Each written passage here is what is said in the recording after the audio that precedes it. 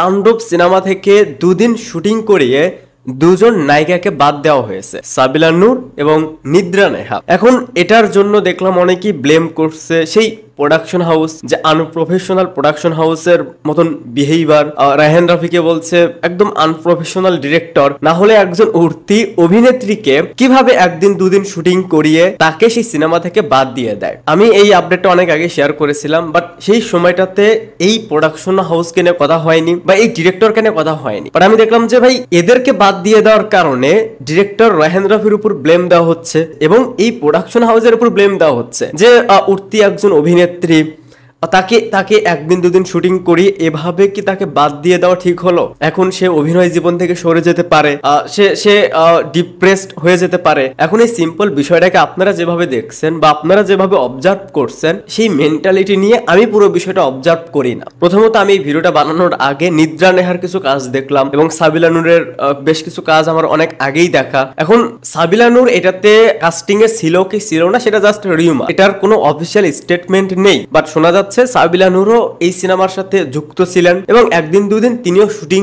করেন, বাট পরবর্তীতে তাকেও এই সিনেমা থেকে বাদ দিয়ে দেওয়া হয়। এখন এটার কোনো রিজন, এটার অফিসিয়াল কোনো স্টেটমেন্ট এখন পর্যন্ত জানা যায়নি। বাট এর মাঝে একটা কারণ জানা যাচ্ছে যে নিদ্রা নেহাকে কেন বাদ দিয়ে দেওয়া হয়েছে তাণ্ডব থেকে। এটা রিজন তাণ্ডব টিম তারা কোনোভাবেই জানাতে চাচ্ছিল না যে এই ফিল্মের কাস্টিং এ কে বা কারা থাকতে যাচ্ছে। বাট নিদ্রা নেহা অলরেডি আমি নিজেও সেই আপডেটটা আমার পেজে শেয়ার করেছিলাম যে নিদ্রা নেহা তাণ্ডবে থাকতে যাচ্ছে এবং এই কথাটা সে নিজেই একটা সংবাদ মাধ্যমে জানিয়েছে। যেহেতু তাণ্ডব টিম চাচ্ছিল না যে এই বিষয়গুলো বাহিরে চলে আসুক, বাট নিদ্রা নেহা হয়তো বা অতিরিক্ত উত্তেজনা বসে তো বিষয়টা বলে ফেলে। এখন এটাও একটা রিজন হতে পারে, বিশেষ করে এটাই বেশি শোনা যাচ্ছে। এখন এর বাহিরেও অনেক কিছু হতে পারে, এখানে এটাও হতে পারে যে তাদেরকে দিয়ে একদিন দুদিন শুটিং করানোর পরে যখন ডিরেক্টর সাহেব দেখলেন যে তাদেরকে স্ক্রিন আমি যেভাবে দেখতে চাচ্ছি, আমি যেরকম চাই ক্যারেক্টার অনুযায়ী তাদের থেকে পারফরমেন্স, সেটা আমি স্ক্রিনে পাচ্ছি না, এটার কারণেও কাস্টিং চেঞ্জ হতে পারে। এখন একজন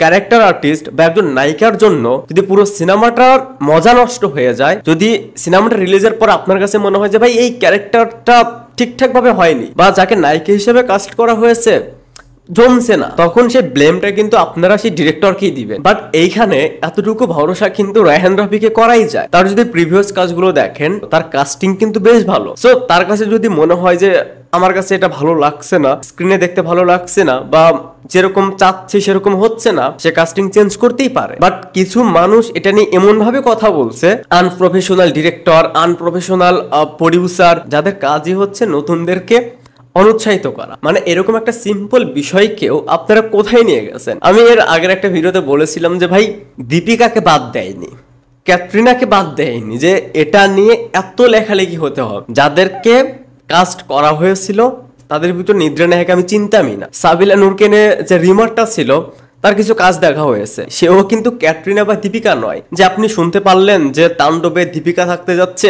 একদিন দুদিন শুটিং হয়েছে, এরপর দীপিকাকে কোন একটা রিজনে সিনেমা থেকে বাদ দিয়ে দেওয়া হয়েছে। তখন যদি আপনি এই কথাগুলো বলতেন, এই লেখালেখিগুলো করতেন, তখন এটা আমরাই প্রশ্ন করতাম যে কেন দীপিকাকে সিনেমা থেকে বাদ দিয়ে দেওয়া হলো। সো লাস্ট এতটুকুই বলবো যে এই টিমের উপর আগেও আমার ভরসা ছিল, এখনো রয়েছে ভাই। যেখানে শাকিব খান, রায়হান রাফি রয়েছে, সেখানে এরকম একটা দুইটা কাস্টিং যাবে আসবে, নতুন করে আবার আসবে, এগুলো আপাতত খুব একটা ইন্টারেস্ট তৈরি করছে না। এই ছিল ওভারঅল বিষয়টা নিয়ে আমার ওপিনিয়ন। আপনাদের কি ওপিনিয়ন এই ওভারঅল বিষয়টা নিয়ে, ক্যাটরিনা এবং দীপিকাকে বাদ দিয়ে দেওয়া নিয়ে, সেটা অবশ্যই কমেন্টসে জানাতে পারেন।